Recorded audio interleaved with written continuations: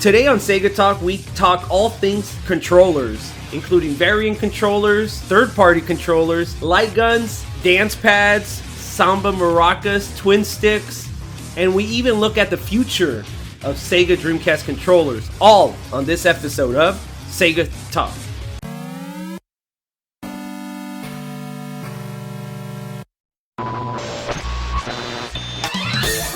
Sega Bits presents Sega Talk, a podcast talking all things Sega, with your hosts, George and Barry. Look, it's a giant talking egg. I'm not talking to you. I'm talking to the master here. So what?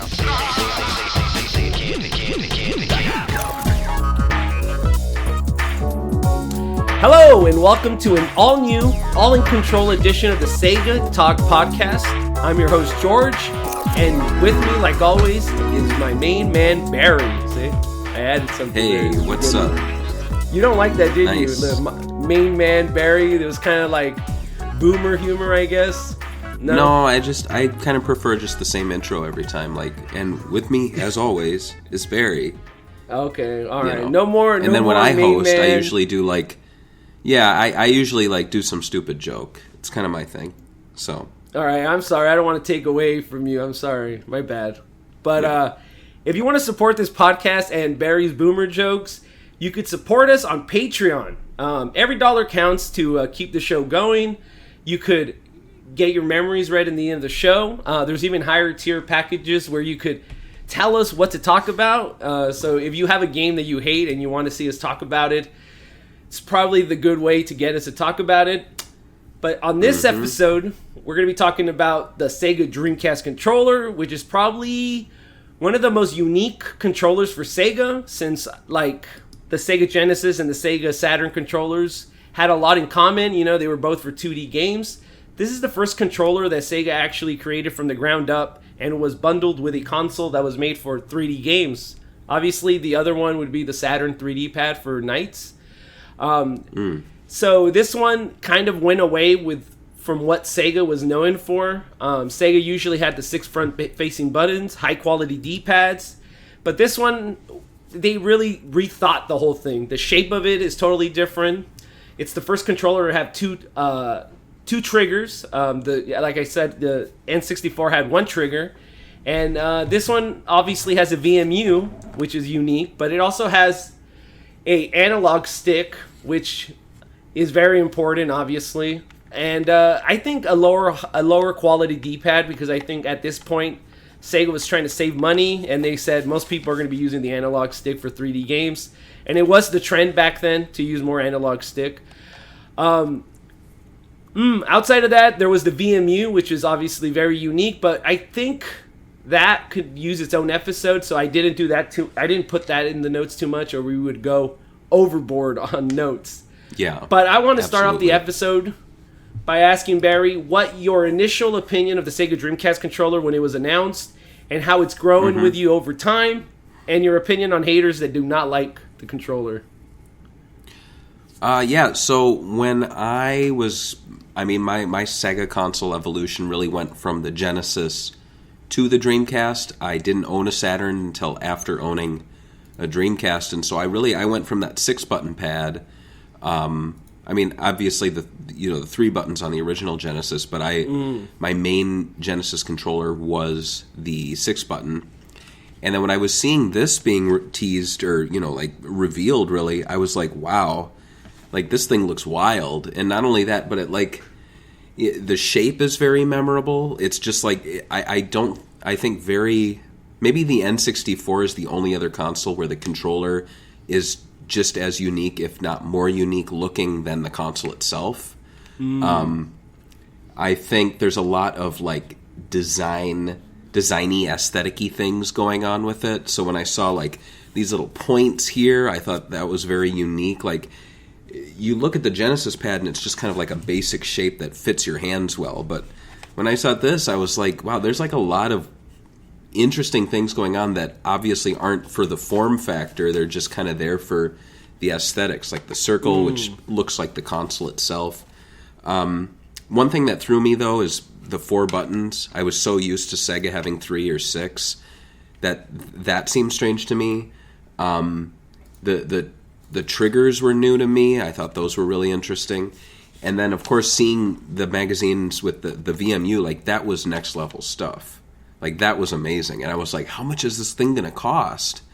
Yeah. And, I mean, I was kind of looking at this the same way that people were maybe looking at the Wii U, you know, where they're like, oh, my God, the controller has a screen in it.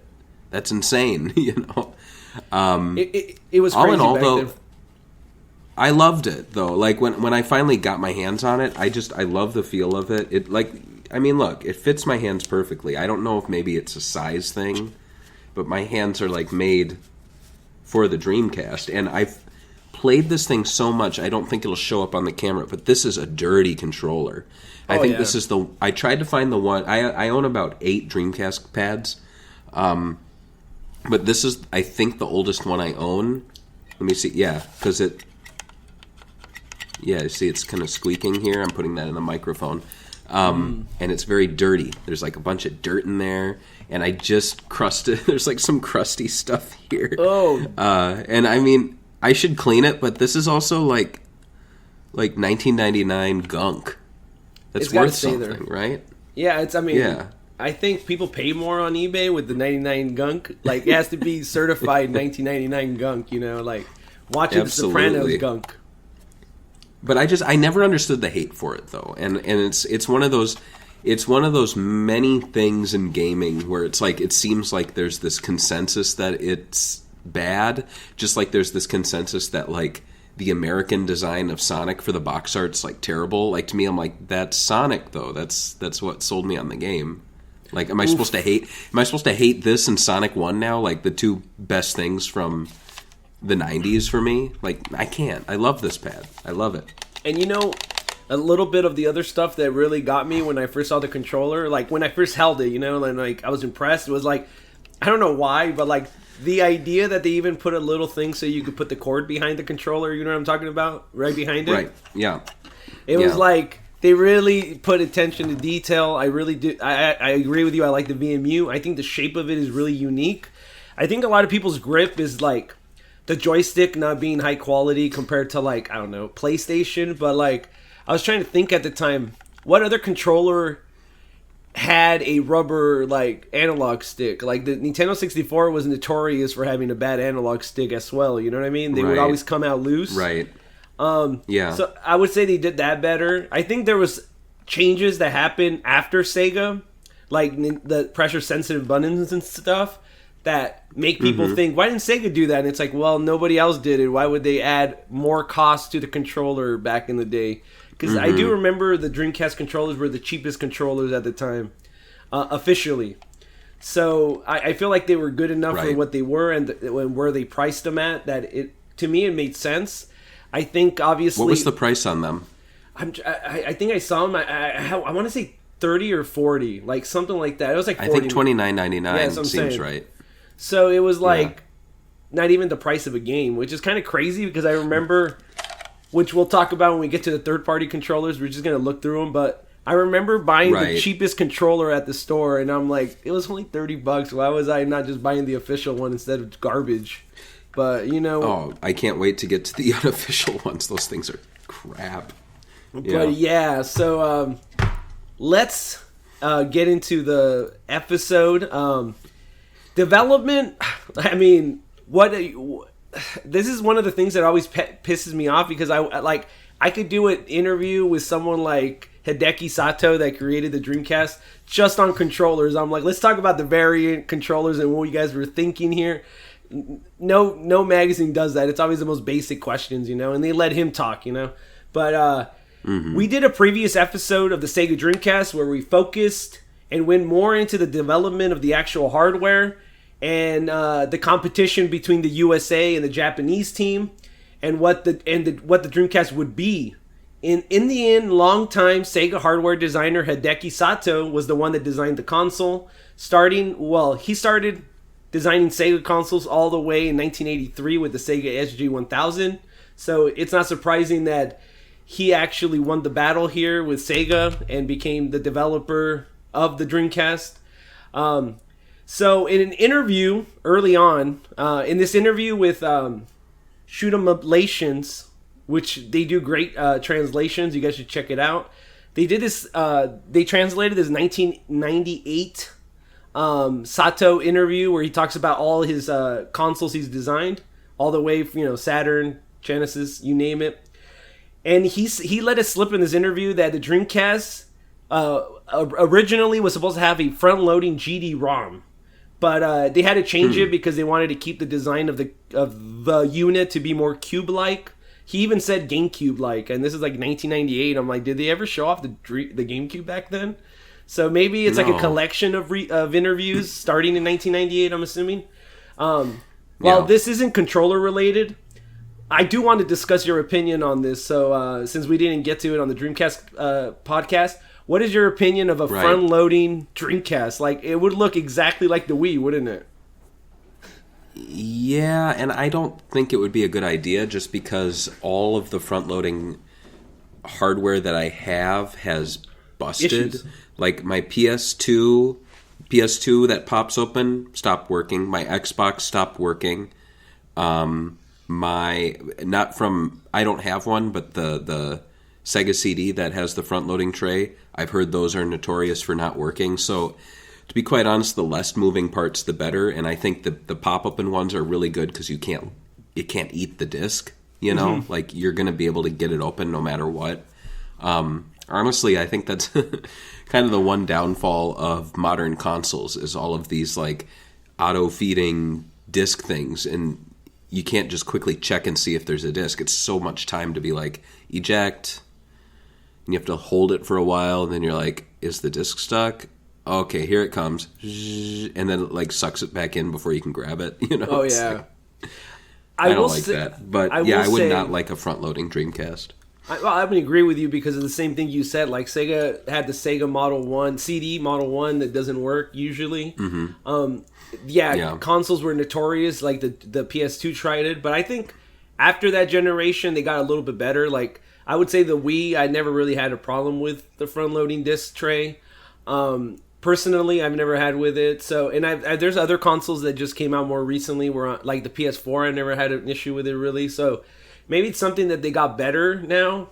But back then, definitely, like, especially 98, like, yeah, you probably should just stick to what works, In the end of the day, you want a functional console, Right, exactly.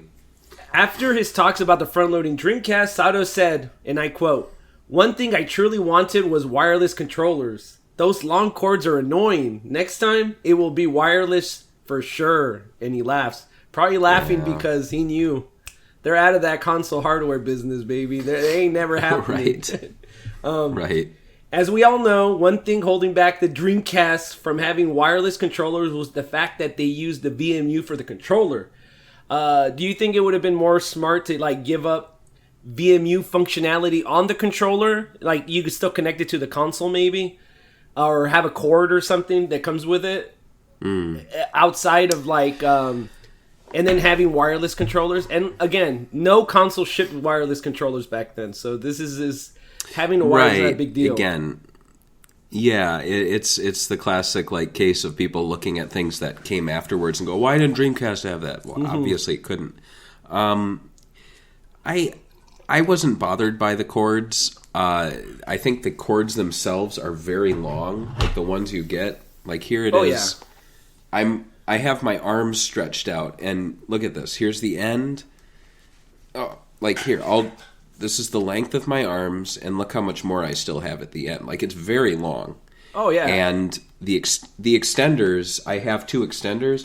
I can sit like 20 feet away from the TV. It's perfectly fine. Yeah, I have to wonder if it is even possible. Because I know Retrobit planned to release wireless Dreamcast pads, and they still haven't. Oof. And it makes me wonder if they were discovering that you could not have a wireless VMU. Like it would corrupt the data, or something. I'm thinking the same thing, because, it is the end of the episode, we'll talk about it, but there are plans for a new Dreamcast controller, which they're calling the Ultimate Dreamcast controller, and it hasn't came out. I do agree, I think there's some issue with it. If they get it working, it's something that Sato never did. That would be interesting. But outside of that, I have to agree. But you know what they could do? What they could do, though, is what they could have done at the time is made a wireless version of the Dreamcast Pad, so it lacked this. It was just like that. This had no screen. It was all filled in. You could still put the rumble pack in. And then what it did was it had a dongle on the console itself, and you could a little port for your Dreamcast VMU, and it maybe had a little stand. You know what I mean? So you could put, if you wanted to look at your VMU while you were playing with your wireless pad, you could just put an extender and have it sitting next to you so you could glance over at it. It's not necessary, but it's like something you could do. And maybe they could even play around with that and then be like, well, you can put it next to your bed and now you have a clock, or something stupid. I mean, they had gimmicks like that all the time. I just remember there was a point where they were like, we're going to make the VMU a part of your daily life. Yep. MP3 players and things. So I could totally see them being really into that. Yeah. I am surprised they never released a official wireless controller. I know that the GameCube had one that was really, really popular and had like really positive feedback, but it was like really expensive at the time.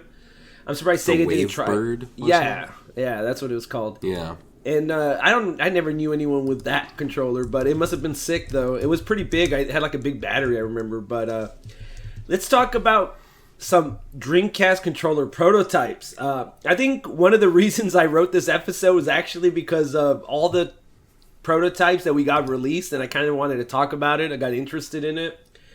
I think Sega made some really unique controllers when they did these like prototypes. So let's look at the first. There's a few pictures here. We'll flip through them and stuff of the unofficial controllers. Here we got the molds. I think these are the molds and some sketches.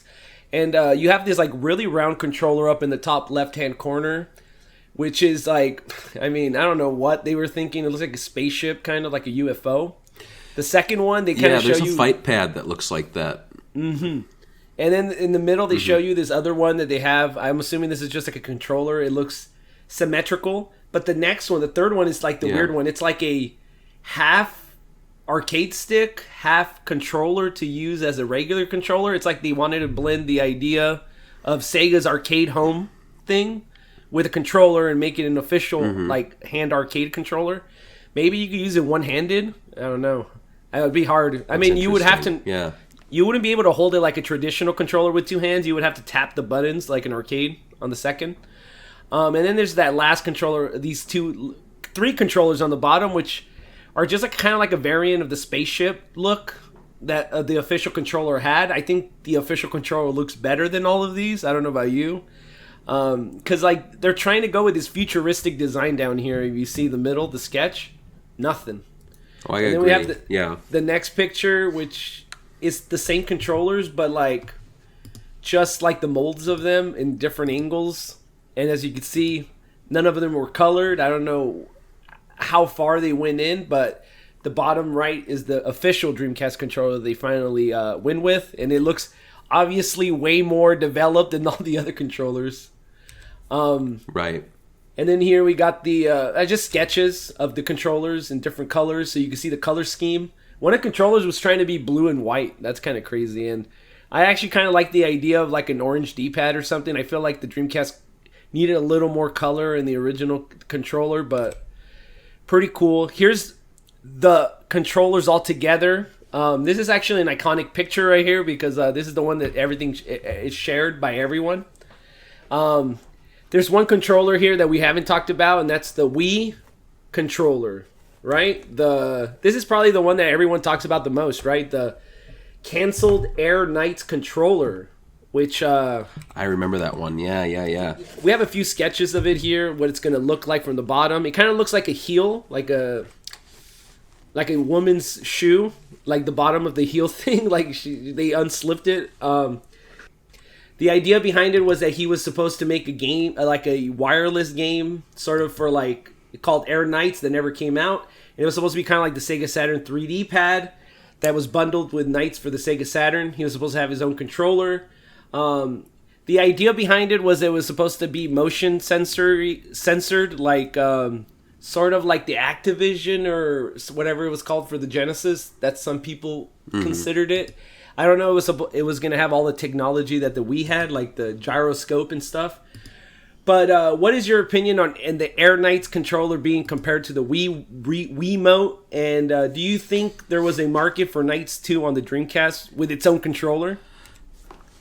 I mean, I think you either make a Knights game that utilizes the Dreamcast pad, but I don't think you make a specific pad just for Knights. But I do like the idea. I also imagine a future where they did this and people are like, man, remember the Dreamcast had that really stupid remote controller? You know? The motion one? It kind of like, I mean, exactly. And they kind of did do some motion control with the Sega fishing controller, which is part of the episode. And people used it. So it's interesting. I'm assuming a lot of this technology was reused for that. So yeah, it never came out, sadly. So let's talk about the earliest look of the Dreamcast, right? So the earliest look we ever had of the Dreamcast was, we got in like weird colors that never got released, which I thought was interesting because I really, really love variants. The first, and also like the VMU never had a Sega logo. Where the Dreamcast logo is on the controller, it was never there in the early controller phase. And its start button was a circle. So the first controller we saw was Yuji Naka holding it, and he was holding like this like banana yellow or orange color controller. And I really, really love this controller. It never got released. This controller never came out. What would you think that's like a banana yellow, or is that an orange? I think it's maybe like a Dreamcast light orange controller. I thought it would be cool if they did it like a opposite colored console where it was orange instead of white, but this is it's hard to say. I don't know if that's like a material they used that just gave it that look. It almost looks like it just sat in the sun, but it just doesn't look like an appealing color. I love unappealing colors, though. That's my thing. That's my jam. Here's the next time we saw it. This was at E3 1998.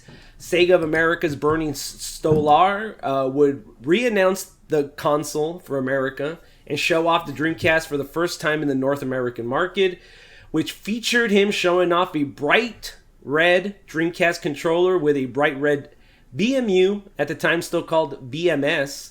We never got a red controller in the US, but I mean, it's sick that he got one.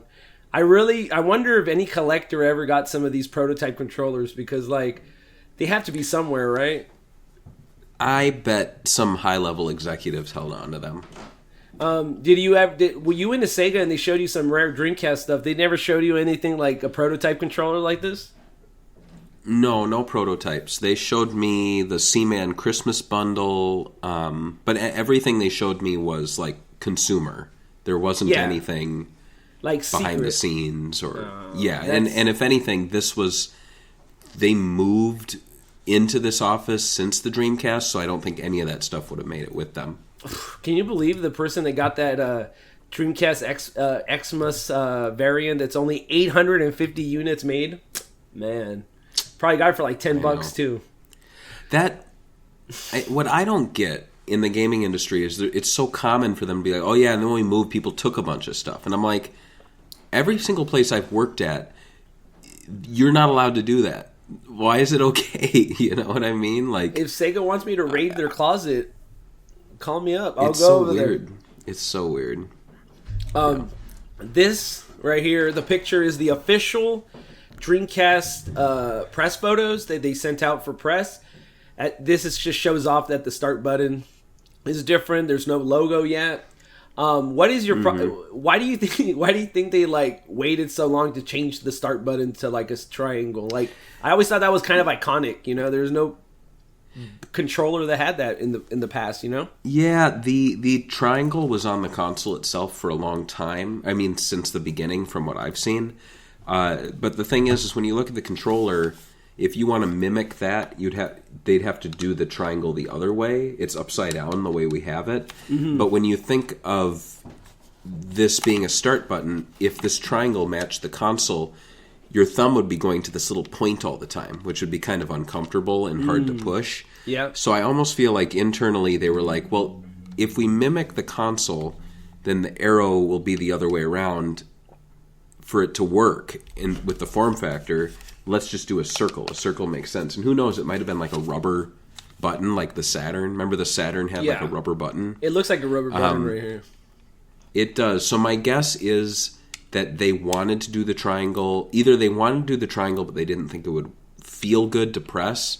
So they went with the rubber button. But then to cut costs, they went with the plastic button, which allowed them then to go back to this. I don't know. This is great. It works great. And it looks good. I think, too, when you look on the options menus and stuff, if it just says press and it shows an upside-down gray triangle, you know. Yeah. But if it shows... And when I play Xbox games, it'll be like, press... black circle. And I'm like, oh, man. Black circle? What is that? And I'm like, oh, it's this little black button on top of the black console. Like, you put black on black, it's the most unrecognizable thing. Make it a shape, make it a color. So, I will say that it looks a little, like, empty without the Dreamcast logo on the controller and on the VMU without the Sega. Also, they took that triangle on the console was changed too. It's like right here, it's see-through white instead of the gray on the lid. The Japanese one was see-through, all see-through. Yeah. Oh, I didn't know that. All right, well, that's cool. It's better. Better for sure. So let's talk about Dreamcast controller variants. Yeah. This is one of the coolest aspects of the Dreamcast because, like, before this, Sega didn't really have that many variants. I'm trying to think of variant consoles. It's like 6 Game Gears were probably the closest to variant consoles. It's like the Genesis never really, outside of the remodels, they didn't get like a red Sega Genesis in America or anything cool like that, right? Controllers were always black. They stuck really... I think in Japan, they started doing that with the Saturn with the gray and the white. They probably started seeing that it started moving units. But it just became crazy with the Dreamcast. It's like somebody at Sega was like, all right, I have all these color ideas and color combinations. We got to pull them out there. So every region... In Japan, there was 30 variant colors for controllers, including consoles that they were bundled with sometimes.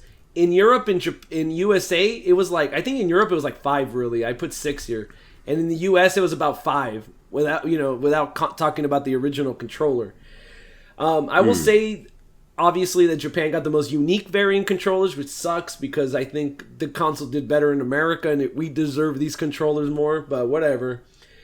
Before we get into these variant controllers, what's your opinion on variant color controllers and collectibles? And are you more about the functionality, or do you like to collect these little controllers? Like, whenever like the Switch gets a special pink controller or whatever for some character, do you ever go and pick up your second controller like that? Or do you just go in and go, give me that one, I don't really care about the look? Yeah, no, I really don't care about variant colors, especially when they make them, like, hard to find. Like, I'm not going to hunt them down. I'm in a lot of video game groups on, like, Facebook and stuff, and I just, like, I find myself caring less and less about, like, the Dreamcast community, unfortunately, as time goes on. Is it getting too toxic, mainly or what? Because... No, there's 3 types. There are people who just use the community to post, like, shit posts for general gaming. Like, there will be, like, Grand Theft Auto memes, and I'm like, what is this? I'm here for retro Sega stuff. The other type are all about, like, emulating and Raspberry Pi and this and that, to the point where they're not even discussing any of the original hardware or games. It's just, like, pure, like, weird techie stuff that I don't care about. Like, go make your own group for that. And then the third one are the ones who are just collecting to collect. And so you'll see people who are like, hey, I'm 15 and I just spent $300 on a yellow Dreamcast controller. And it's like, good for you. I didn't buy it back then because it looks like shit. Like, I hate the yellow controller. And rare. People just, like, drool over it. Oh, it's rare. Yeah, so it's good. Well, I never owned the yellow one, so that's good. I own this one. I got it not too long ago because these are super cheap. the black ones. Oh, that's my favorite one. Those are the easiest ones to find. Oh yeah, that's my favorite one. That's the one I used growing up. Yeah, and I got the green and red. But like, I don't seek these out. If I like see them, I'll just pick them up. And then I got this. This is actually really cool. I got this one from a friend, Steve, who's been on a Swing and Report show, and he got me a Millennium Controller from Japan. Yeah, and inside is this is rare, and it's actually cool looking. It's a clear pink VMU. Oh yeah, those came with the Passion Pink. They're called. I memorized the colors. Yeah. And then I got my blue one in there too. So. Oh yeah, the blue one's sick. I mean, that was the one that came with the Sonic Dreamcast bundle. I think they came with the blue one too, the transparent. Man, your controllers are stacked. I like them. Like, yeah, look at that. Look at all them colors. I like them, but I don't like seek them out, and I don't drool over them, and I don't display them. Like, it's cool if you do, but I don't think it's cool. If I find Does that make sense? Like, it's cool you do it, but I mean, like I said, if I was going to buy a second controller for like the PS4, I would obviously go for a variant color instead of buying the whatever the original color, black. I think it's the original color of the PS4. Right. So if it comes to that, tip, if you, sorry, yeah. Well, I was going to say a little tip though. If you're traveling to Japan or you're on like Japanese auction sites, and there's like as is or broken bins or things like that, look around because you'll probably find ones that are like yellowed and possibly not working, but all you do is you buy them and then you just get a basic pad and you just swap out the shell. You know what I mean? Yeah, they're all made the same. So like this one's yellowing. You can't see it really on the video, but this one's yellowing here. If I ever wanted to, I could just swap it out. But I don't know if it's the same color. That's what's interesting. Like, I don't think this is a yellowed gray. Isn't that strange? It is strange, and we'll talk about it because there's some bizarre colors here. The pictures, if they were released in every region or in two regions, I put them together just so we could save time. The first variant controller is the blue, which is kind of weird because in America it was called clear blue. In Japan it was blue. Just in Europe it was just called blue, and in Japan it's called aqua blue. But it feels like the U.S. blue is darker blue, while UK and Japan got the lighter aqua color. Whatever. Yeah, cool. I see that. Then we got the lime green, or clear green in America, lime green in Japan, just green in Europe because they don't have any talent to name these cool colors like cucumber green or something like that, you know? I never owned a green one. I did own a blue one and the black one that you showed, but this is very cool because the next one is clear red. And this one's only in the West released, I think. I think there's a variant of it in Japan, but they like did something to it so they can make it exclusive. But now you got Christmas colors, right? You got the green, the red. Christmas is all set, and the one you hate the most is next. Should I just? Oh wait, did I take it off? No, it's the clear one first. Sorry. This one is called Smoke in Japan. This is actually my favorite controller. You have it, the Smoke. It was the one that I played with the most on it. Mine's like completely broken, dude. It's confusing though because people will incorrectly call the clear one Smoke when I think the clear one's called Skeleton. It's actually called like charcoal anthracite. That's what the official. I own an unofficial, like completely clear see-through shell, and I've been long looking for a completely clear controller, but I don't either they don't exist or only the VMU exists, but they call them Skeleton. There is one in Japan. Yeah, there is one in Japan. We'll get to it, but there is one in Japan. There always is. Japan gets everything, dude. I swear, man. I don't understand it. They hated the Dreamcast. Yeah, they got everything. So let's talk about exclusives, right? The only exclusive, technically exclusive, is the Sega Sports. I forgot about the yellow. The yellow one is rare. Whatever. It looks like piss. Whatever. Next, the Sega Sports one, which came with the console that was bundled with. I have that. Oh yeah, I do. I think a lot of people have this one. My friend has it too. It's weird. He went and bought it on eBay because he's like, it's all black, and he like took off the Sega Sports logo because he hated it. He just wanted a black console. But it came with NFL and NBA 2K, web browser 2.0 disc, and the Generator Volume 2 demo disc. Retailed for $169.95, which is a damn good price back then. And it came out on September 12th, 2000, missing the console's 1-year anniversary by 3 days. This is the only variant-colored console released in North America. Unlike previous controller, this one has a black analog stick, black D-pad, and the black VMU slot instead of the typical gray. This is actually... They like took a controller from Japan and then they slapped the Sega Sports logo on it, by the way. We'll look at that one next. Later, but... That one's cool. It's exclusive to North America. Then we have... Yeah, you know... Go on. I was going to say, I think the big thing with that one is when the Dreamcast was coming out, it seemed like, and I'm going to go back into camps, there was the anime, Sonic, Japanese fans, and then there were the more like sports gaming fans, first-person shooters, those sorts of guys. And very rarely did they like meet in the middle. So you would have people going, sick, black Sega Sports Dreamcast. And then you'd have like the RPG Sonic fans going, it has sports on the cover. I hate sports.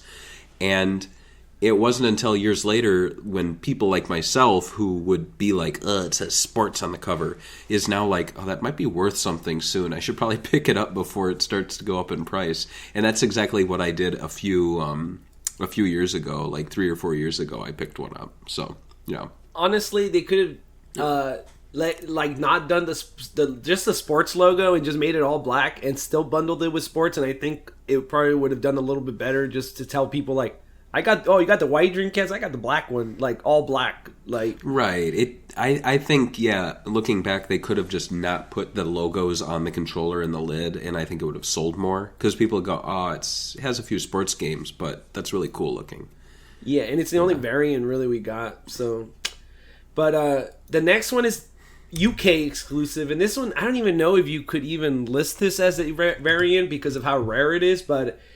It's the Sonic the Hedgehog 10th Anniversary Controller, which came packaged with a console. The console itself is all blue, while the controller seems like a regular modified UK controller with a Sonic the Hedgehog decal with a silhouette that says Sonic the Hedgehog. The VMU slot is all blue. According to Sega Retro, this package was only given to Sega Europe employees and not sold at retail. It's so rare that we can only see these low-quality images of it. Obviously, I don't know anyone that has this. I'm assuming this is like a sought-after bundle in the Sonic community. You know, there's a lot of Sonic collectors. I do wonder if anyone out there actually got it. Like, any of the Sonic collectors have it in their collection. I would love to see it in person because it's just so rare. And the fact that we never got a Sonic the Hedgehog variant console in the US is insane to me. Like, the fact that, like... It wasn't a thing they thought about. Like, Seaman got his own console. Sakura Wars, Hello Kitty. But not Sonic. Weird. So that was always weird. But yeah, this is the only US or Western-centric one. Now we're going to look at the Japanese variants, which get kind of interesting. But first, we're going to look at the Millennium Controllers, which is kind of...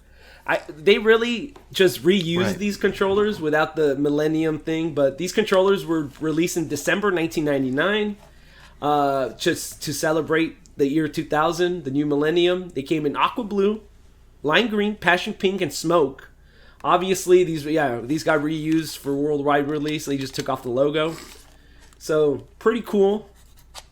Talking about re-releases, though, the next image, we got the super black. Not just regular black, super black Dreamcast. This remind you of anything we saw before, the Sega Sports one? Because it really does look... Yeah, it totally does.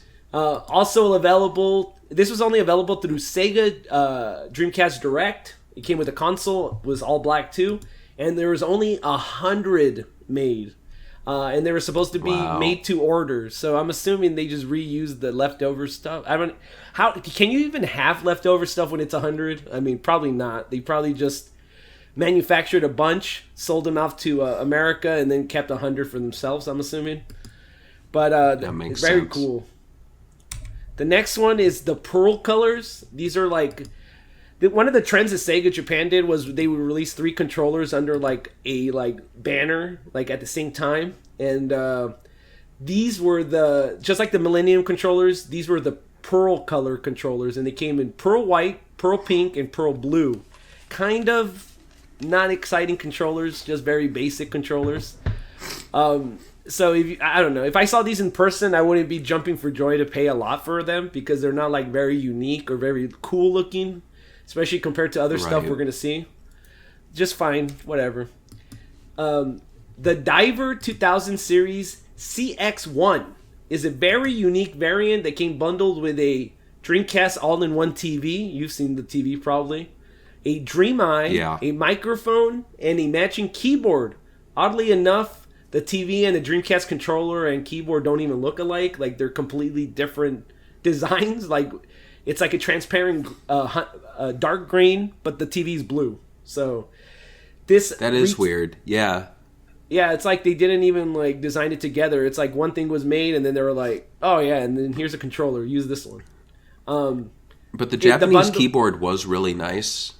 Oh yeah, better than the US. I own the Japanese one. That's the standard one. I think it's just clear plastic. It's small. It's nice and small. It fits on your lap. It's not like the American one that's just a straight up keyboard. It's a full size one. Yeah. In the US. Yeah. Can they just be like? Can you use them on the US Dreamcast as just a regular keyboard without Japanese stuff? Oh yeah. Okay. Yeah. There's no problem with it. It works just great. Yeah. I do have the US one, but I really wanted to always have one, so maybe I'll just too big. The US one's too big. I have it somewhere. I didn't even take it out, but this whole TV bundle thing cost 88,888 Japanese yen, which would be about $787 today. I don't know if the yen got worse, or I don't know how that works, but still a lot. Oh yeah, here's 2 controllers. So I just wanted to finish up the see-through. So here we go. Sega released. The 100% clear controller, which and the Passion Pink one, which you showed before, the Millennium one. These were variants in Japan. I mean, they're just see-through. One's pink. I really like the all see-through one, which, knowing me, it's probably going to be rare. You know how it is.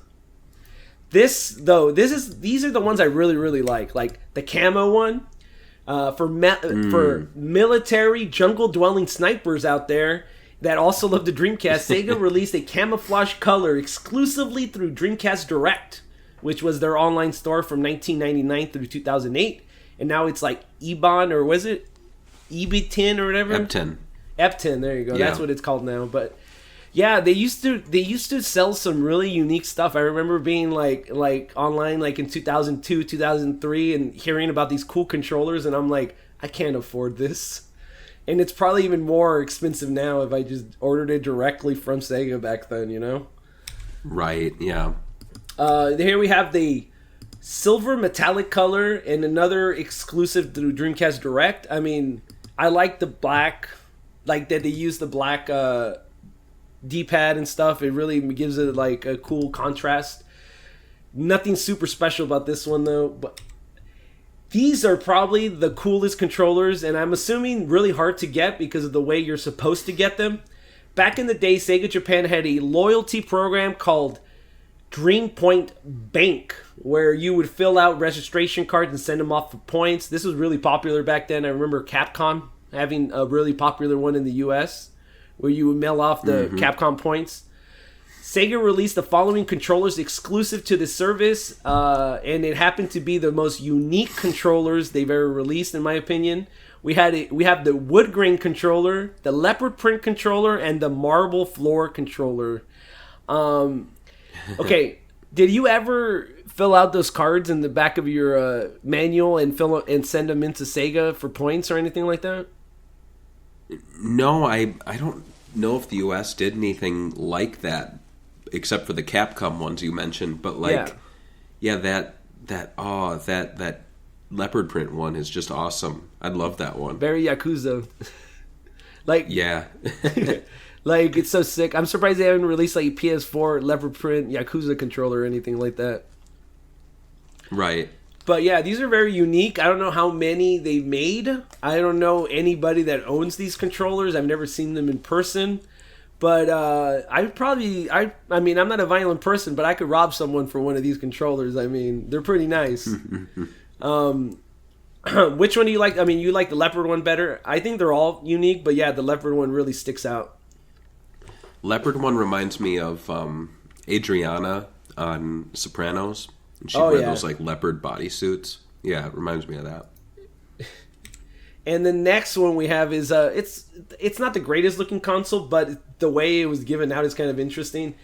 It's the R7 console that was sold exclusively through pachinko parlors. So I assuming they wanted you to gamble away, like there were prizes in a pachinko parlor.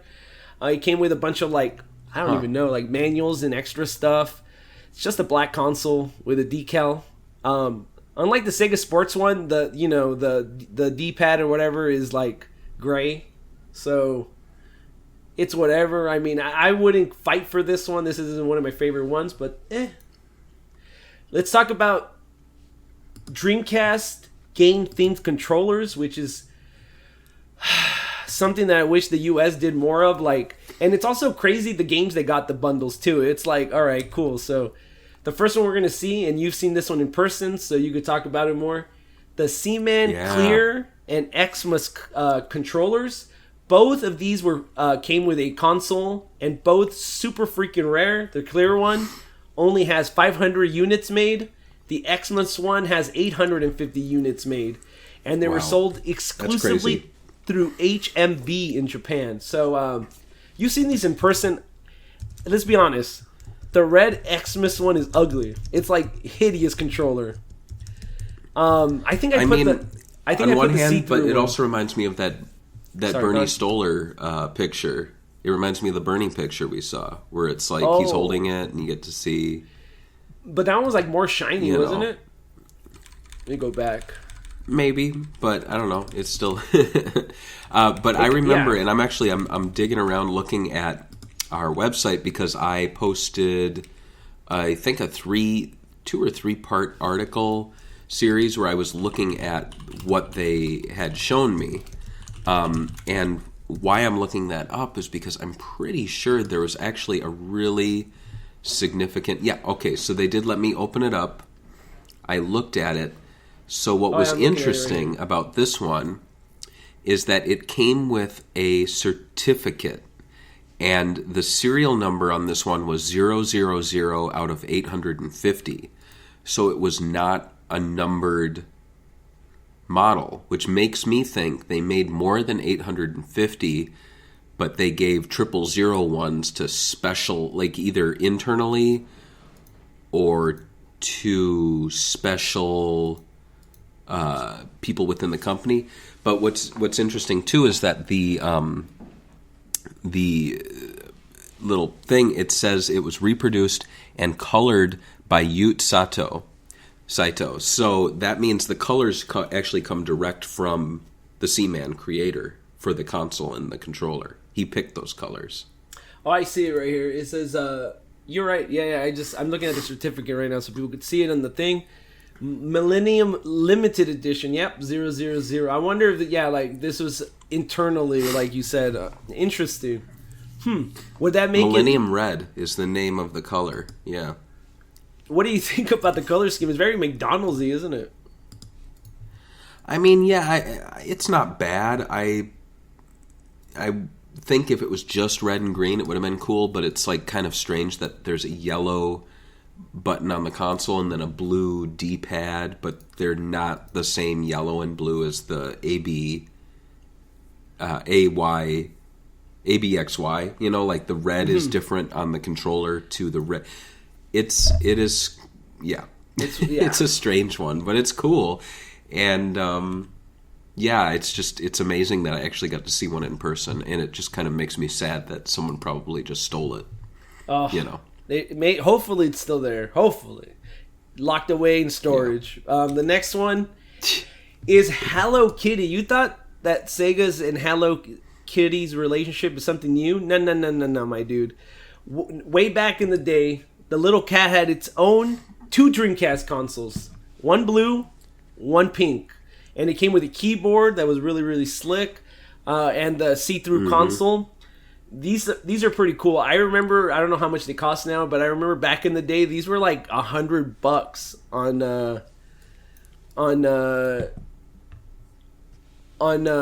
eBay. eBay? Yeah, sorry. Your camera was freaking out. I don't know why. But they were supposed to be $100. You've seen these before? I saw one at Video Games New York about a decade ago, and they were not much money. Like, Video Games New York is always more expensive. They maybe wanted like $200 for it. So, yeah. Yeah, they're not that rare. But they're really cool looking, so if you're you have a significant other that likes the Dreamcast, this is probably a cool present to get them. Since it comes with like the keyboard and all that. Yeah, they're not. You can buy them for $250. So the blue ones sell for less than the pink ones. Blue ones are between $200 and $250. No, you can get the pink ones for $250. Yeah, it's not Let's bad. get one. It's not bad considering like how like rare stuff is getting from 20 years ago, and I'm assuming it's going to go up in price. Well, and the fact that you go to retro game stores now and they're like, you can just buy like a base Dreamcast for like $150, and it's like, really? $150? And they're like, oh, it's worth a lot. It's Dreamcast. I didn't know they said that. I didn't know there was they said that. I don't know. Yeah, like before the pandemic and stuff, you could get like a NES top loader for like $100 on eBay. Probably now they're probably tripling the price. So I don't know. Sega getting Resident Evil games was a big deal. Sega Japan celebrated by releasing 2 variant consoles with their own controllers. But you can't buy these in stores in Japan. You had to get them through competitive. They were like competitive prices they gave away. How hard was it to get? Well, the red one, the ugly red one. I don't like the VMU slot that's pink. It doesn't match. In my opinion, it's kind of ugly. That one had 1,800 units produced. The blue one only had 200 units produced. So the blue one's very rare. If you guys see the Code Veronica blue console, then it's beautiful. Get it. The red one, it's still pretty rare. I mean, 8,800 units, meaning that less than 2,000 people have it. That's insane. So these are rare. The last one, Sakura Wars. You got 2 controllers. The blue one came bundled with a console. The other one, I think, was sold separately, or maybe it was bundled with something. And yes, there was a Sakura War. I think there's 2 games on the Dreamcast. I'm not 100% sure, but that got a bundle. As you could tell, the bundles were all basically Japanese popular games. Seaman was really popular. Sakura Wars was really popular in Japan. Resident Evil's always popular in Japan. Anywhere. What games do you think was a missed opportunity not to get a exclusive console or like exclusive controller and VMU? Like, to me, it's obviously clear. Like Skies of Arcadia, Jet Set Radio. It's like, dude, a Jet Set Radio console. Ooh, Bubba, I would love that, dude. Imagine. I mean, yeah, Jet Set Radio console would be cool, but would they do it? I don't think so. I think, though, the 2 that were really missed opportunities were, like you mentioned, Sonic the Hedgehog having his own console. And the other one, I'm surprised you didn't think of it, George, Phantasy Star Online. Because imagine that. It's all in one bundle. You do a PSO bundle. Comes with the game. Comes with an exclusive console, like clear blue. Wouldn't that be cool with the PSO logo on it? Like, it would be like this, basically. It would be the Millennium Controller, but with Phantasy Star Online instead. That'd be sweet, right? Yeah, it would be sweet. And it comes with a keyboard and the that would be Oh my god. Yeah. Mark it up like $70 or something from the base price of a console. Like $270. You get I would have been all over that. I'd be like, I'm going to own a second Dreamcast. Yeah. I would be too. I'm surprised Shimu did get one, considering how much hype it had back then and the marketing behind it. Yeah. There's a lot of games Yeah. where I'm like, I mean, they could have, like bundled maybe like a bunch of fighting games, like Street Fighter, like Marvel vs. Capcom and stuff, with an arcade stick or something like that. Tried some different stuff. Talking about arcade sticks and stuff, we're getting to the section where we're talking about other controllers. So the first one is the arcade stick. A lot of people back in the day talked really highly of Sega's arcade stick on the Dreamcast. I even got one back in the day, back pretty cheap. I think GameStop was was trying to get rid of them because they were taking up too much stock. Oddly enough, though, I learned today that Sega of America never released this here. It was released through H-Tech. I didn't know that. I mean, I couldn't even tell the difference, to be honest. I don't think I even remember their logo or anything.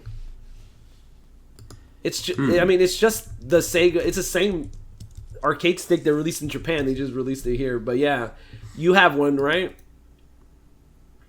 I do. Yeah, I have the. I had an opportunity to buy two. So there was a used game shop in Philadelphia. They had two of the sticks. I think they were $40 each, and I bought one. And I was like, I should buy a second. And I'm like, yeah, but I don't need to, and if someone else wants one. Like, this was back in the day before scalpers and, like, flippers and stuff, so it was like leaving one behind meant someone who actually wanted it would have picked it up, rather than now.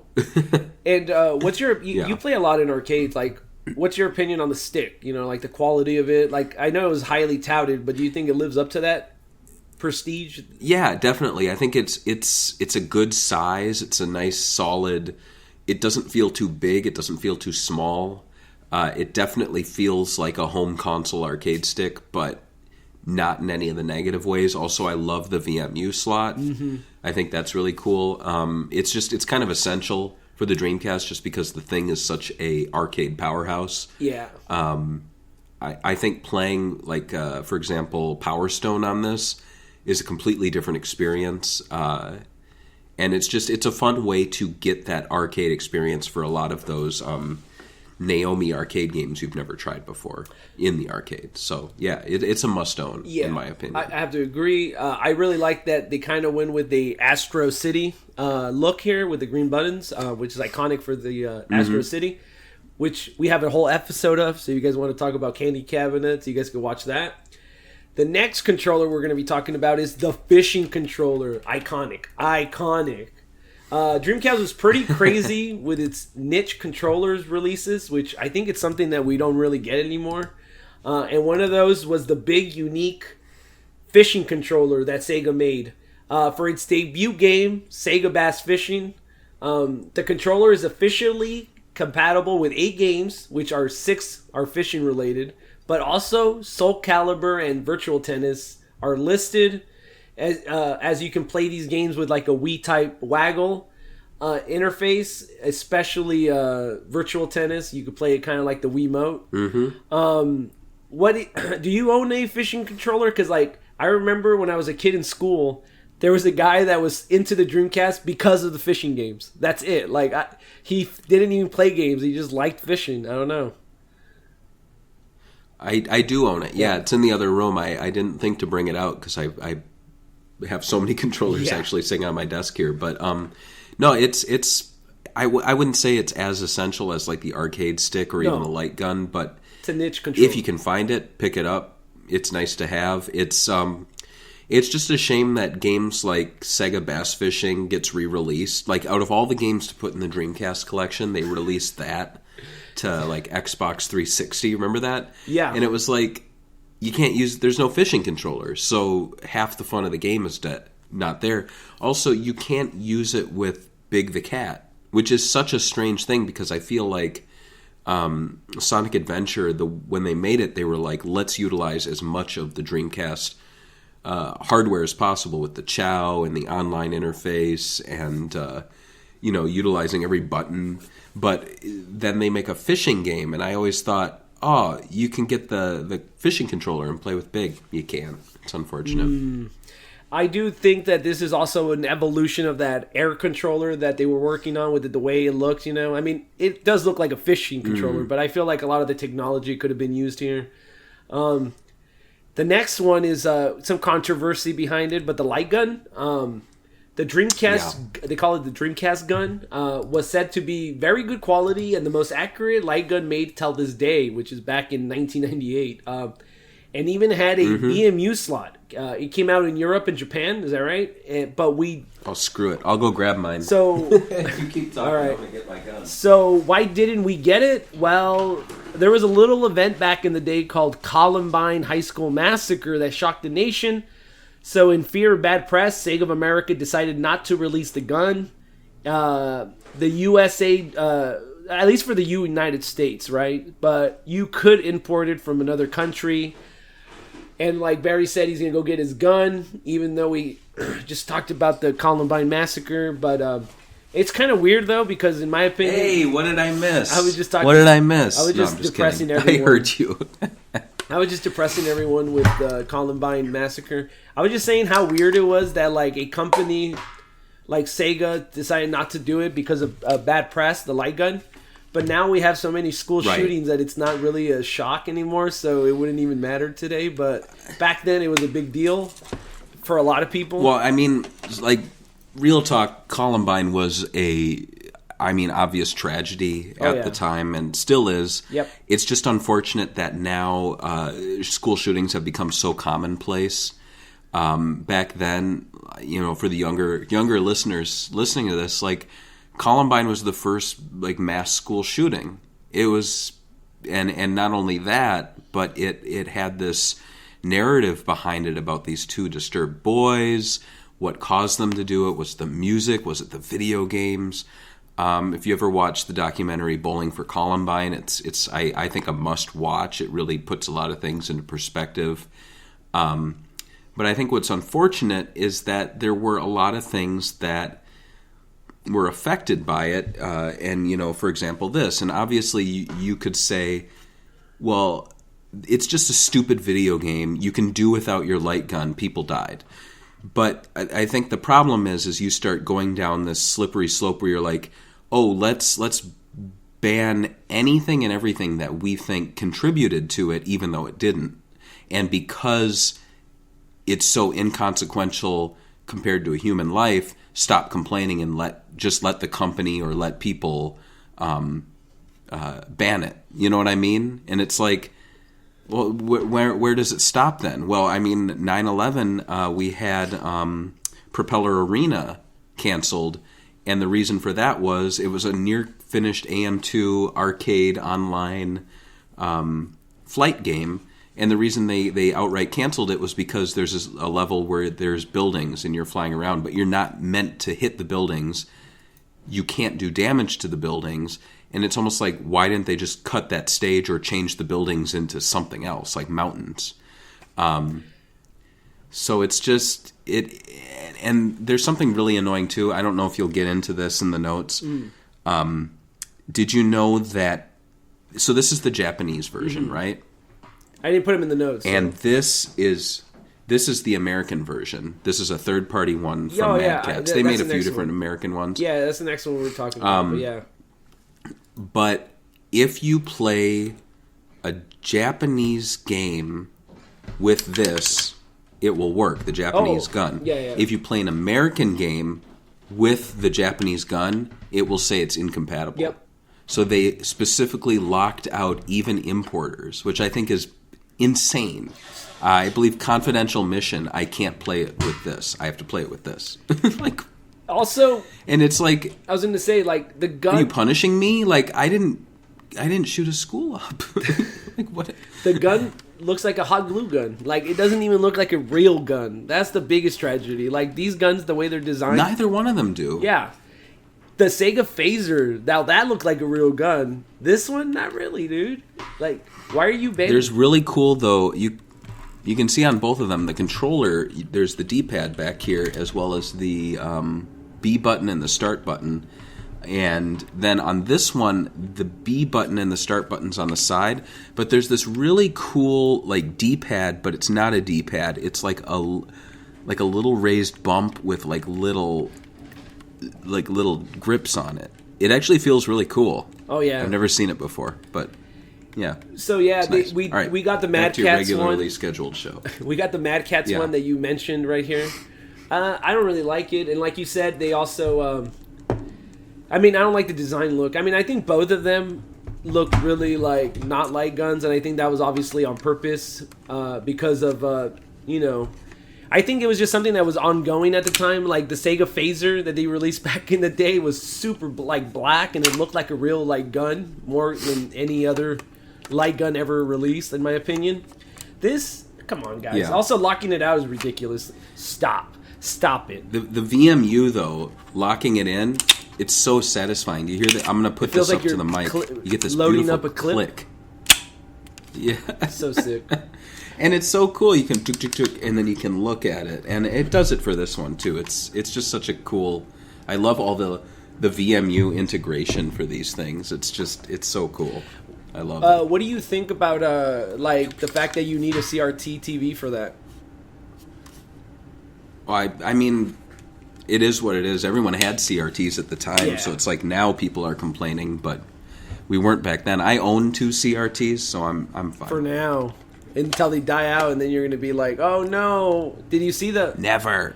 Did you see that gun that they're making? Like a third party person is like they're literally using modified Sega Saturn guns. You know the light guns for the Saturn, and they're putting like a camera. Ah, yeah. You've seen those for like LCD screens. I have. Yeah, that's really cool. Yeah, hopefully it gets Where do I cheap. put my gun? And like we could bring back light gun games and stuff on like modern hardware. That'd be Yeah, that'd be cool. That'd be cool because like I feel like we're missing light guns. You know, like we haven't had it. Like in the mid 2000s was the last time we had the comeback of light gun games. You know, so I'm like itching for more. Mm-hmm. The next one we're talking about is the official Sega racing wheel. This was not released in America by Sega. It was, again, H-Tech, but this is considered the worst officially licensed product Sega has because people say that it feels unresponsive and cheap. People consider the third-party offering here superior. Personally, I never owned a steering wheel growing up for any game. Like, I've never owned a steering wheel. They're too big, too much space. Setting it up takes forever, and I feel like racing games play fine on a controller. Have you ever owned an official Sega racing wheel? I never like even heard of anyone say Sega makes good racing wheels ever. So I own the Saturn one. It's big. It takes up a lot of space. I've always wanted to pick up the Dreamcast one, but then it's like shipping costs a lot, and like, am I ever going to use it? And I hear it sucks. So yeah. Yeah, I mean, it looks. There's nothing unique about it. It's just a black steering wheel. So whatever. Next though. The Samba de Amigo themed maracas, which is... I didn't bring them out. Yeah. I was going to say, the only thing I could say about these is that they were made for Samba de Amigo. I mean, literally, these are unique for a video game. This is something that you kind of don't see happening anymore. Like, people don't release a video game and go, oh yeah, but you have to play with a special controller to get 100% of the, interactivity. We did do a whole episode of Samba de Amigo where we talked a lot about maracas, so if you want to shake over there and watch that one, we talk a lot more about it, but you're a big fan of the maracas, right? You would call yourself the maraca expert. Yes. Can you tell? Yes, I am the maraca expert. What can you tell people about this, and why can't we cancel Samba already? Isn't that something that we were talking about on Twitter? Right, haha. Sorry. Ha ha ha, George. Sorry. Yeah, no, so yeah, I mean, I love the Samba de Amigo maracas. They make a lot of different ones. You can check them out on our Samba de Amigo episode, but there's the Cha-Cha Amigos, there's another one, I can't remember the name of it, but they all have like names that kind of sound like Samba de Amigo, but don't. They all function pretty well. Some have gimmicks like light up, some are clear, but yeah, they're all pretty decent. The official ones are always the best. You can play Cool Tune with them, as well as Samba de Amigo and Samba de Amigo version 2000. You can try to play games. I played Jet Set Radio with the maracas, but you can only go forward, to the left, and down. No, that's all you need. Because it's basically it's these buttons. Yeah. basically. So you can't really do much. So you can jump and like move in certain directions. Yeah. We might have talked about it on the Samba de Amigo episode, but was there an arcade version of Samba de Amigo with the maracas? Well, that's the game. Right. The Samba de Amigo was an arcade game. So yeah, but they function differently. Okay.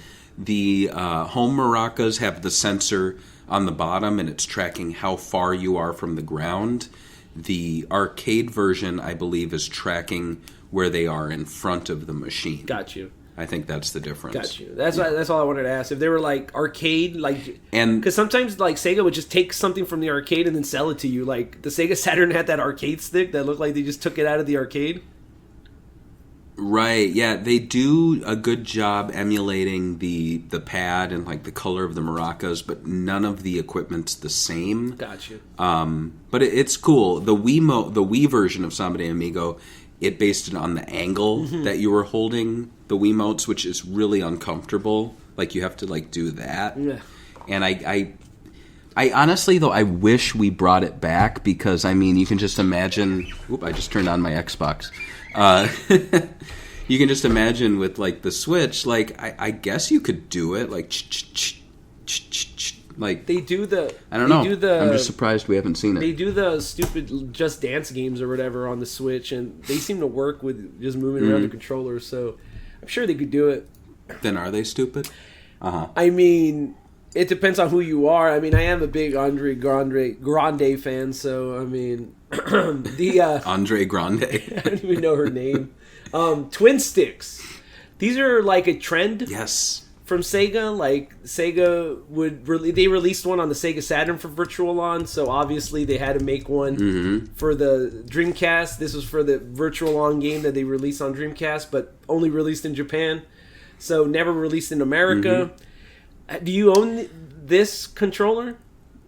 And why does it look like they just painted it? And I was like the Dreamcast logo. So I've been watching. It does look like they painted it. I've been watching eBay auctions for the last few years just because I'm like, oh, I don't own this. I should get it.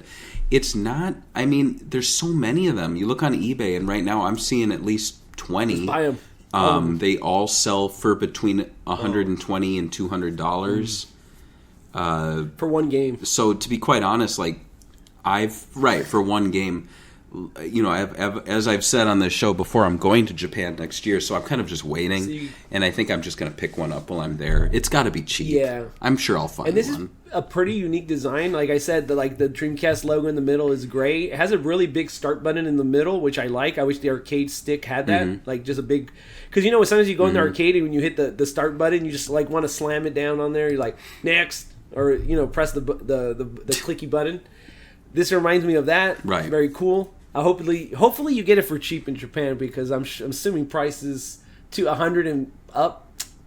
Give it to me $35. I doubt it'll be 100. I bet I could get it for under 100 for sure. The only thing that's going to stop you is how much stuff you have packed in your luggage, right? The weight. Well, I think you buy a suitcase, right, or you ship it home. Oh yeah, you can do that for sure. I don't know how the prices are, but it would be pretty cool. I mean, that would probably be a lot easier. The last one is the most important, I would say, the keyboard and mouse. All regions had their own kind of version. In America, we literally just had a full-size keyboard. And I never owned the mouse, so I've never actually had it in my hand. I did own a Dreamcast keyboard, obviously. As the Dreamcast had internet browsing, typing of the dead, and the ability to chat on IRC, they needed a keyboard and mouse, which they officially released. The combo worked great for Quake 3. I played it with a controller. So Japan got a variety of colors. In North America, we were kind of boring with the white-gray look. Also, if you go through SegaNet, your keyboard had a SegaNet logo and not a Dreamcast logo. So that's why you could tell them apart. Because they were doing like these like giveaways, basically. You signed up for like a month or a year of SegaNet, and you got like a free keyboard. Then it was like a free console with the keyboard. Right. It's kind of ridiculous back then. But did you use the mouse and keyboard a lot? And do you own the mouse or just the keyboard? Because I know you have a keyboard. Yep. Okay, you got both? I do own the mouse. I own the mouse and keyboard. I had a setup. It's kind of funny. So when I was in high school, we moved, and I had a basement room well, I guess garden level, because I could look out and see the backyard. And I set up this corner where it was my CRT, it was my Dreamcast, it was my keyboard and my mouse, and then it was like this U-shaped or this L-shaped desk, and then on the other side it would be where I would draw and do homework and stuff. But it was really cool because it was like having a TV computer. And so I'd use the web browser, I'd use the internet on it, and if it was time to play Phantasy Star Online, I would just use the keyboard. I would play the game with this, and then I'd put down the controller and type and chat to people. And now here I am, 20 years later, I'm in a basement again. I have a computer here with a keyboard, and then I have a console hooked up next to me. It's not a Dreamcast, but, it's just full circle. I'm back at it. How was the tracking on the mouse? I never had it. It was good. It was good? Okay. Because the keyboard it had the ball, The keyboard was all right. It didn't have a tactical feel, a more expensive keyboard. But like I said, they were giving them away. So for the time, I think they were pretty good for what you got. Yeah. Because, my keyboard cost me over $100. Obviously, this $15 keyboard they were giving away for free on SegaNet isn't going to be the same quality, right? So it feels like an old PC keyboard, and like the school ones. So it was kind of in line with what we had at the time. But when Apple started releasing their keyboards, you'd be like, "Oh, this thing looks like crap" compared to an Apple keyboard. And on the Japanese ones, did they have the same full size keyboards, or was it more like the Apple one where they were flat, they were small. Laptop? They were they were like the Apple keyboard. Yeah, that's what I figured. Just small, but it was nice because it fit on your lap perfectly. It was like a little bento box. It felt like you were. They're also cuter. They're just nice and compact. The American one just looks like a office keyboard they ripped out, and they're Dreamcast there. And the buttons weren't clicky. They didn't sound like click, click, click, click. They were more like softer press. And and they were clear, which was cool. So here we have a link to third-party controllers. We're not going to go through them all or anything because there's so many of them. Let's do it. No. But if you go all the way to the bottom of the page, there's they kind of like how Sega Retro has the whole you can see all the Sonic levels. It shows you a little the little pictures of all of the Dreamcast controllers they released third party that weren't official. The one that I know the most is this black Astro Pad. That's the one that one of my friends bought because it was so cheap. And he's like, "Oh yeah, you get to play with this controller, man. I hate this controller. It's one of the worst controllers I've ever had to use." I'm so glad I didn't Astro have to Pads, Go on. They were half the price. They were shitty. They were terrible feel. The directional pads just felt awful. If people complain about the official D-pad, those ones, it was just playing a knockoff of a knockoff. It was awful. I have two unofficial ones in hand here. So I have the Quantum Fight Pad.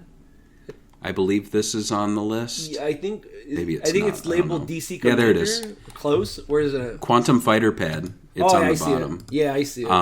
Ugly. So I guess if we do want to talk about these, we can talk about the two I have. So yeah. The Quantum Fighter Pad, third-party controller. It's created by a company named Rekaton. Yeah, Rekaton. And it was distributed under Interact, which is here. It's terrible. It's really bad. The triggers, look at these triggers. They're not like the Dreamcast triggers where they're like a trigger. They are straight up like. Yeah. Look at that. Oh my god. I don't know how to describe it. It's it's just like pushing a peg into a hole. Oof. And it's not. Your fingers slip off of them. See that? There's no grip.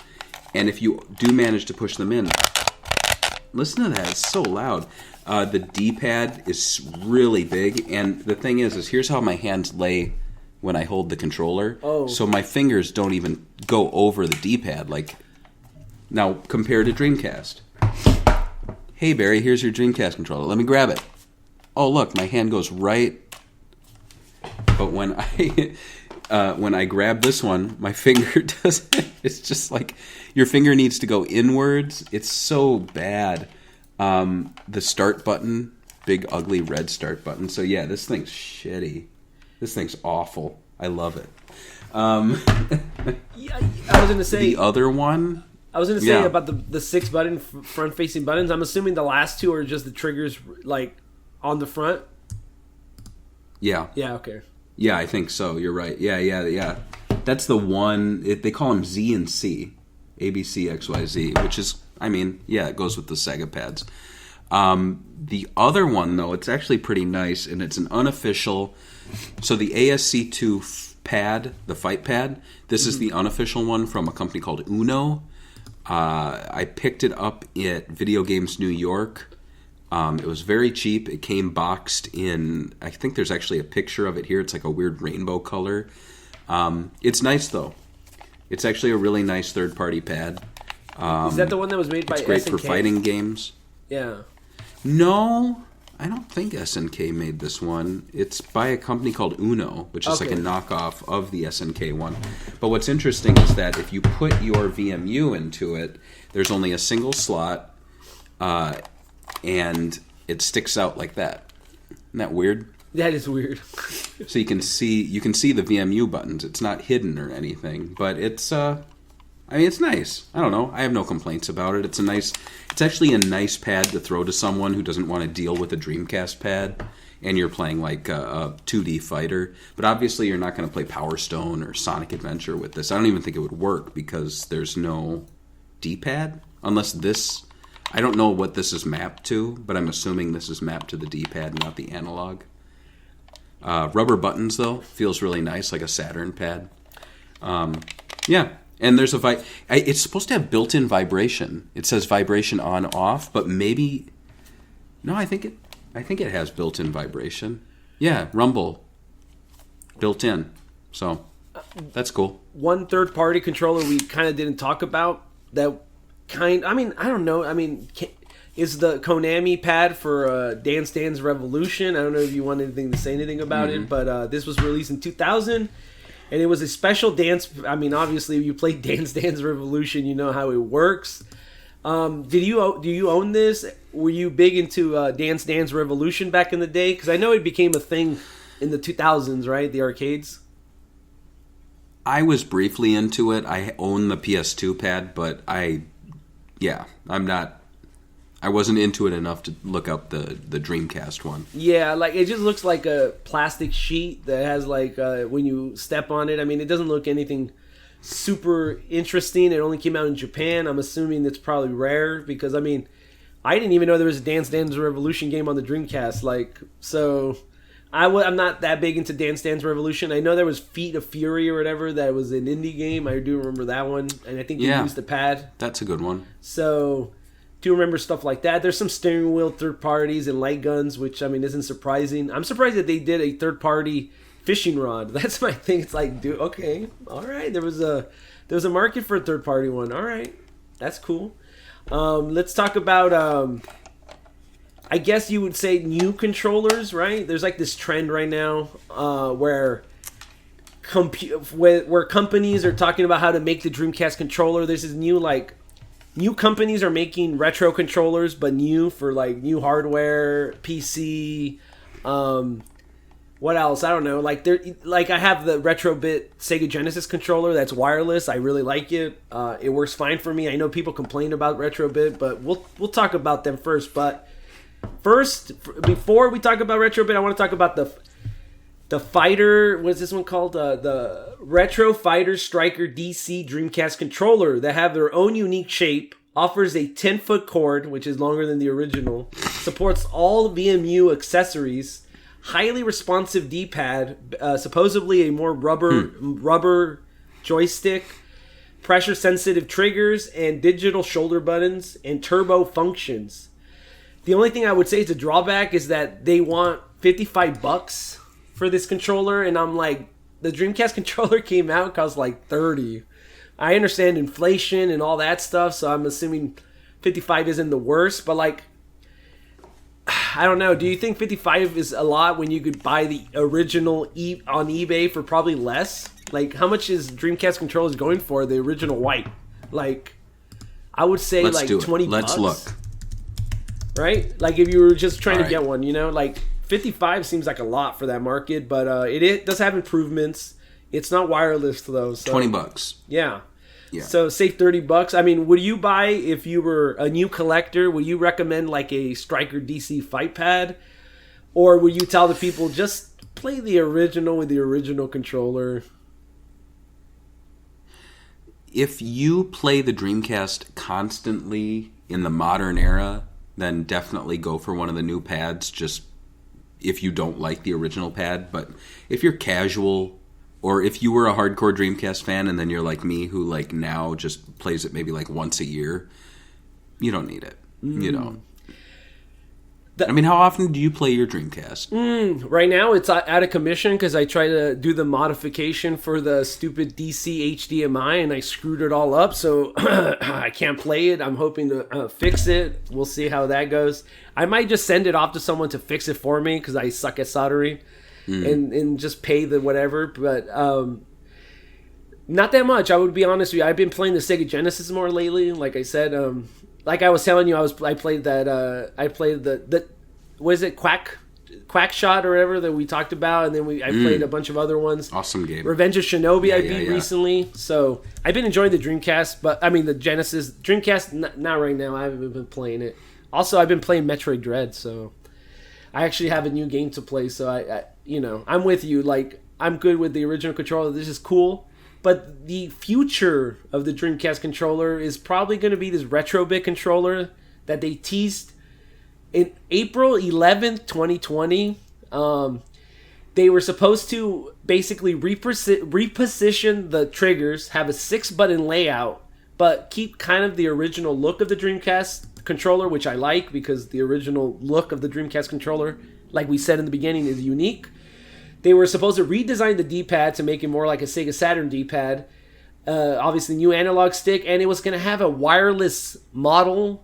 Obviously, they said that it was supposed to come out late 2020. It's late 2021 during the recording of this podcast. It hasn't come to fruition. What is your opinion on this whole redesign? I think we did a Sega News Bits on it, and we were kind of like sour. Lately, I'm like, you know what? At least they're keeping the original look, you know? But what's your opinion on this? Right. I think I've warmed to it a bit. I'm pretty sure that on the Sega News Bits, I probably complained about how they called it the Dreamcast Pad, but it's clearly not the Dreamcast Pad because enough changes were made to it. Like, just call it something different. But, yeah, all in all, I'm looking forward to it if it happens. I honestly think it's not happening yet because they haven't figured out how to do a wireless VMU. I don't think it's possible. I don't think the Dreamcast Pad can send your save data over the airwaves, you know what I mean? Like, I don't think that's possible. I don't think it is. The closest I've seen, so there is, and I think you did a review of it, but it's a dongle that lets you play PlayStation 3 or PlayStation 4 controllers on a Dreamcast. Is that? Yeah, that's it. Well, and it's Yeah, you're right. Go on. You can hack the dongle to hold a certain amount of VMU blocks. It's not a lot, but it's enough to like save a game. 200, I think.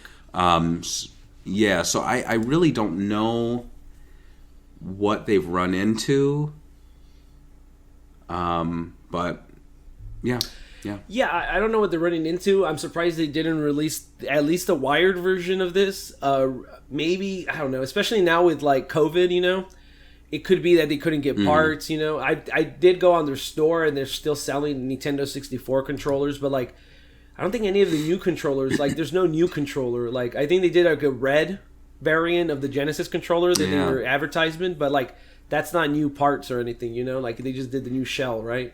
So, in my opinion, maybe it has to do with COVID. We don't know right now, obviously, but this could be an interesting thing, especially if, like, I want one without the 6-button control. I mean, facing thing, just because, like, I want one designed in mind the way it was, but like fix the analog stick and the D-pad. You know, like, it's not gonna bother me that it has the extra 2 buttons. I could just ignore them, obviously, but. Yeah, I mean, outside of that, I might pick one of these up when it comes out. I think it's more unique And I just like the idea of having a wireless controller. Like, the guy that created the console wanted that to happen, and somebody's going to make it happen. I'm happy with that. So it'd be interesting just in that. Absolutely. In that aspect of it. Yeah. But anything else you want to say about the Dreamcast controller before we close it up for today? No, I think I just want to say that this was it was a fun and different episode. It was a lot more of a Sega talk than it was like a Sega Schoolhouse, which I feel like most episodes are. So it was cool just to kind of go through them, talk about them. If you like the format of this episode, definitely check out our Candy Cabinet episode, which is similar, where we run through the history of Sega's candy cabinets and just look at all the different models, discuss the evolution. But yeah, here's the controllers I had sitting on my desk. It's like you. So I can do here's my my YouTuber thumbnail. Well, I mean, you can see it on the video. It looks like you just caught a bunch of fish. Hey, look at that! I got them. But man, look at these chunky boys. Look at that. To feed your family, dude, right there. It's beautiful. You gotta mope them. But yeah, I have fond memories of the Dreamcast controller, and no hate. I love all the different varieties, even the stupid ones. It's such a fun, fitting farewell to Sega hardware to have such a unique controller to talk about. And, speaking of talking about them, George, our Patreon pals over at the Sega Bits Patreon, they had a lot to say. Which means I have to say all this stuff while I have a sore throat. But who cares? I'll do it. So if you support us on our Patreon at any level, we will read what you write, even if you write like, oh boy, some of these guys. First up, we have Daniel Andres. He says, I absolutely love the Dreamcast controller. It might not be my favorite controller of all time, but it's great and perfect for what it is, the Dreamcast controller. It works incredibly well for practically every game on the system. I remembered when I first played the game like Shenmue, for example, I didn't feel bothered by controlling Ryo with the D-pad. The game just felt natural for everything that it does. The only other best way to play it would be on the Xbox One. Sometimes I'd like to imagine what it would be like if there was a revision to the controller, like a 6-button equivalent. Would it be similar to something along the lines of the original Xbox? Who knows? We can only imagine. Well, I guess we'll find out when that retro bit comes out. Nicholas Schaefer says, so Dreamcast is my favorite system of all time. But one thing I don't like about it is its controller. Don't get me wrong, the button layout is great. In fact, that's probably why I like Microsoft and Nintendo over Sony's controllers, because they are closer to the Dreamcast. But my big hands would hurt holding the grips, and Mad Cat's controllers would constantly break. But then I found Nyko controllers that fit like a glove and held up. I had 2 of them, a wireless one. Oh, really? They had a wireless one? That. And an airflow one for my sweaty hands. I bet it didn't use the VMU, though. We'll have to look that up after the show. As for the VMU, way ahead of its time. I feel like another year and it could have had rechargeable batteries and MP3. It would have been a mad success, but unfortunately it had to be brilliant before technology could meet its full potential. Alexa Carroll says, I didn't get to really experience the Dreamcast controller until sometime in the early 2010s when a friend gave me their old system and I thought it was great. It had some oddities. Like, I'm not huge on the hard plastic analog stick. The wire coming out of the bottom that you had to clip on the back is kind of awkward, and its D-pad isn't the best, especially compared to the Genesis and Saturn controllers, but it more than makes up for it with the look and feel. It has the wonderful, sleek, yet playful Y2K aesthetic that I love. The same could be said for the whole console, really. And it also is very comfortable to hold, and it's great grips and curved triggers. The whole thing kind of feels like a cool toy. Something helped in no small part by the 2 expansion slots in the VMUs. And if I can cut in for a second, George, I was just reminded, remember when it was a boat in All-Stars Racing Transformed? Yes. It looks like a boat. Yes. Like, talking about the shape of it, it looks like a boat. Or if you've seen Star Wars Episode 3, it looks like General Grievous's spaceship upside down. Check that out. Alexa says, it also reminds me of a time before controllers were all pretty much uniform and how basically everyone copies the Xbox 360 now, although I love that controller too. I do miss how unique controllers used to be designed. It really helps consoles feel different from one another. and more special in general. In a way, though, the Dreamcast controller could be seen as a predecessor for what would end up as the modern controller layout, so it's interesting how it's simultaneously one of the last breaths of old design, as well as a sign of things to come. Alex Hughes says 2 words to describe it: aesthetically pleasing. That's true. Hams says the controller was alright, it did its job at the time. Although looking back, it really needed a second analog stick, and I missed the 6-face button layout of the Saturn pad. All controllers should have 6 face buttons. I kind of agree there. Yeah. And then finally, we have Taze Bell. My Dreamcast memories were less experiencing the console myself and more drooling from afar, or from the other side of my computer screen more accurately. I lived in a relatively small town, never had much money, so getting my hands on one was either easier said than done. However, I do remember spending hours upon hours on YouTube watching footage from games I wanted to play. The ones that stick out in my head the most are Jet Set Radio, Skies of Arcadia, and Phantasy Star Online. Now, I did own both Sonic Adventures on GameCube and have since played previously listed games minus PSO via their GameCube and PS3 ports. That, and I have since gotten a Dreamcast, and I love it dearly, even if it does suffer from a sticky eject button. Oh. Well, it's better than like a... That, you hear that? Oh, yeah. You can't hear it, but the people at home... Oh, squeaky, squeaky, squeaky, squeaky. All right, close it up, George. Thank you guys for watching this episode of Sega Talk. If you guys like these more Sega Talk and less learning, let us know on our Patreon page or email us on segabits@gmail.com. Thanks for watching. Bye. Bye.